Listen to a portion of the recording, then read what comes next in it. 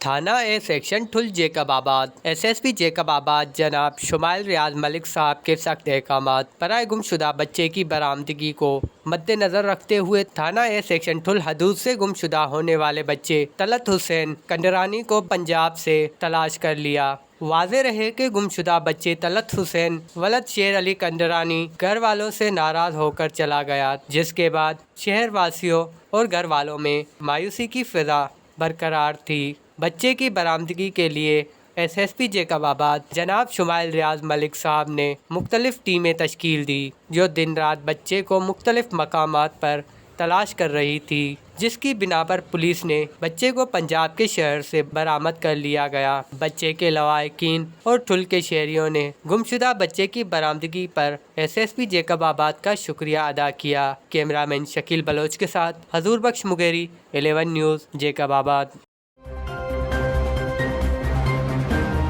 11 News